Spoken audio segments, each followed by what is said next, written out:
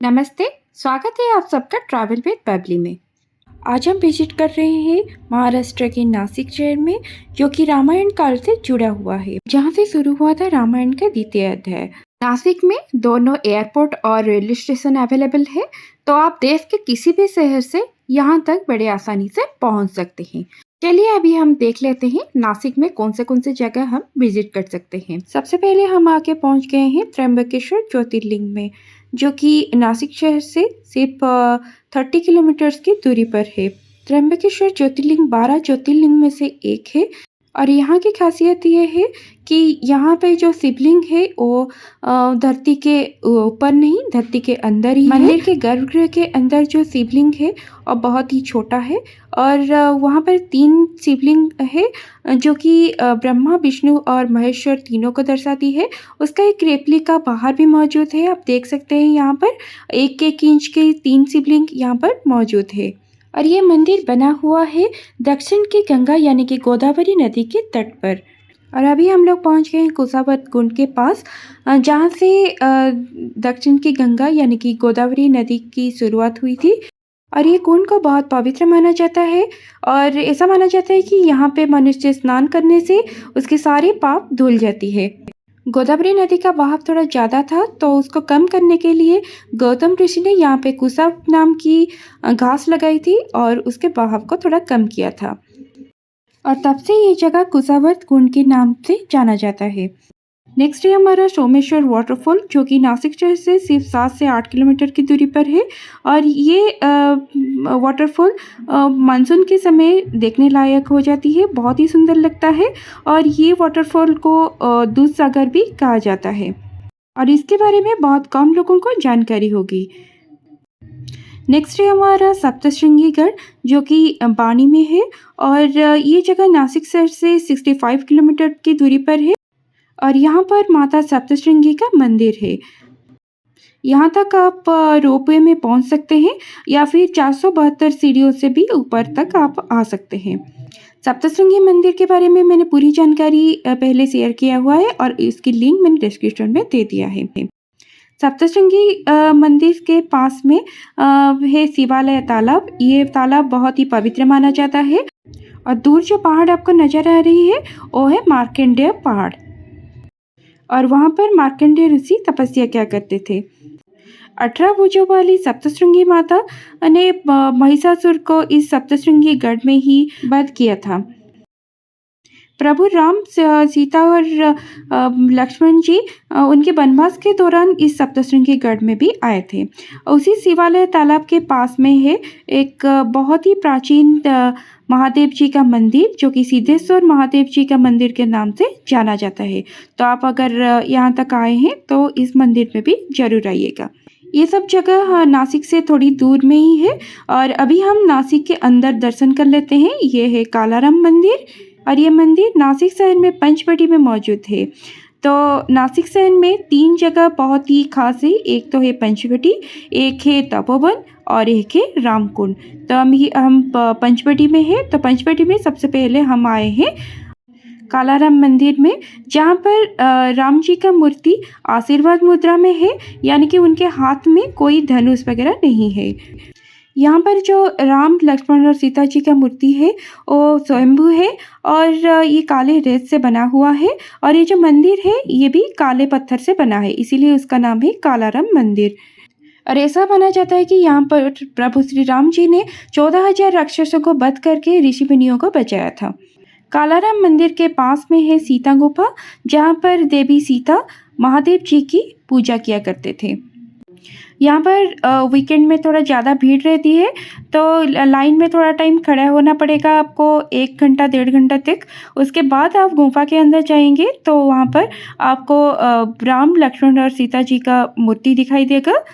सीता गुफा से बाहर आएंगे तो आपको दिखाई देगा बड़े बड़े साइज में कंदमूल, जिसको कि राम उनके 14 वर्ष के वनवास के समय खाया करते थे और ये राम कंदमूल के नाम से जाना जाता है।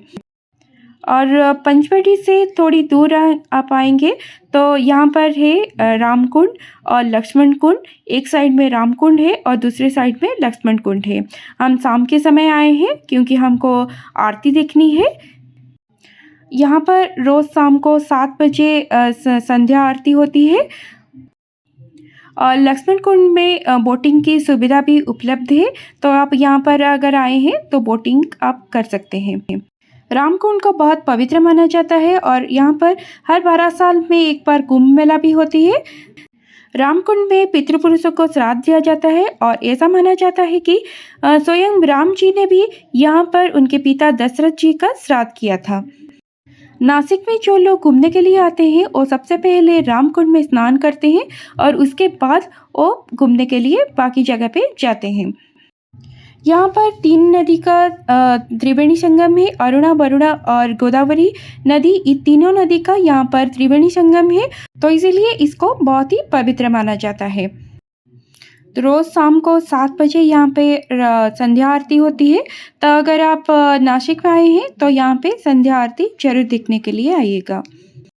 तो रामकुंड में संध्या आरती देखने के बाद हम लोग अभी वापस जा रहे हैं पंचवटी की ओर और ये रामकुंड पंचवटी के में ही है, यानी कि जो कालाराम मंदिर और सीता गुफा आपने देखा था वहाँ से सिर्फ 500 मीटर की दूरी पर है और अभी हम लोग पहुँच गए हैं गोरेराम मंदिर में और ये मंदिर भी बहुत ही सुंदर है और यहाँ पर प्रभु श्री राम, लक्ष्मण और सीता जी का जो मूर्ति है वो वाइट कलर का है, इसीलिए उसका नाम गोरेराम मंदिर है। नेक्स्ट है हमारा लक्ष्मी नारायण मंदिर और ये मंदिर नासिक शहर में तपोवन में ही है, तो अभी हम तपोवन पे विज़िट करेंगे और सारे मंदिर देखेंगे।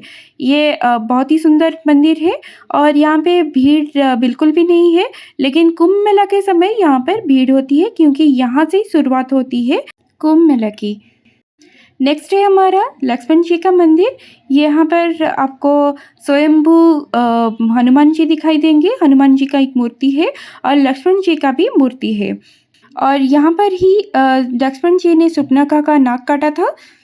नेक्स्ट पॉइंट है हमारा कपिला गोदावरी संगम, ये भी तपोवन में ही है।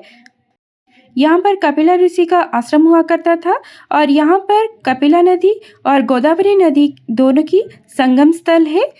ये एक्चुअली वही जगह है जहाँ पर लक्ष्मण जी ने सुपनखा का नाक काटा था।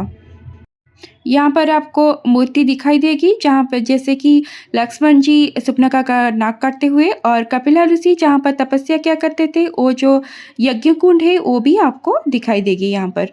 और यहाँ पर मौजूद है सीता माता का स्नान कुंड भी मौजूद है। आगे आपको दिखाऊंगी। ये रहा सीता माता का वहाँ पर स्नान कुंड है जो राइट साइड में है और जो लेफ्ट साइड में आप देख रहे हैं वो है अग्निकुंड और जो 3 छोटे छोटे कुंड आप देख रहे हैं वो है ब्रह्मा, विष्णु और महेश्वर। रावण जब सीता माता को हरण करने के लिए आया था तभी माता सीता ने ब्रह्मा, विष्णु, महेश्वर और अग्निदेव को साक्षी मानते हुए अग्निकुंड में खुद को छुपा लिया था और रावण जिसको लेके गया था वो था मायावी सीता। और ये संगम स्थल से अगर आप बाहर आएंगे तो सामने आपको दिखाई देगा एक मंदिर है जो कि है सर्वधर्म मंदिर। यहाँ पर आपको सारे धर्म के भगवानों का मूर्ति दिखाई देगा। बहुत ही सुंदर मंदिर है ये। अगर आप दर्शन करने के लिए नासिक आ रहे हैं और अगर आप कपिला गोदावरी के संगम तक आए हैं तो ये मंदिर पे आप जरूर आइएगा। इसके बाद हमारा नेक्स्ट डेस्टिनेशन है वो है मुक्तिधाम। वहाँ पर सारे भगवान का मूर्ति है और उसके साथ में 12 ज्योतिर्लिंग भी है, तो यहाँ पर आप भी जरूर आइएगा। उसके बाद हमारा जो डेस्टिनेशन है वो है कॉइन म्यूजियम। अगर आप कॉइन कलेक्शन करते हैं और आप कॉइन कलेक्शन की शौकीन हैं तो आप यहाँ पर ये म्यूजियम को ज़रूर आइएगा। एक बार ज़रूर विजिट बनता है और ये जो म्यूजियम है यहाँ पर आप पुराने ज़माने के कॉइन्स देख सकते हैं और ये म्यूजियम त्र्यंबकेश्वर और नासिक के बीच में ही है। तो आप जब त्र्यंबकेश्वर जा रहे होंगे तभी इस म्यूजियम में आइएगा ज़रूर। तो ये रही मेरी नासिक के बारे में एक छोटी सी जानकारी। अगर वीडियो आप लोगों को अच्छी लगी तो उसको लाइक और शेयर जरूर कर दीजिएगा और चैनल पे अगर आप पहली बार विजिट किए हैं तो सब्सक्राइब करना ना भूलिएगा। नमस्ते।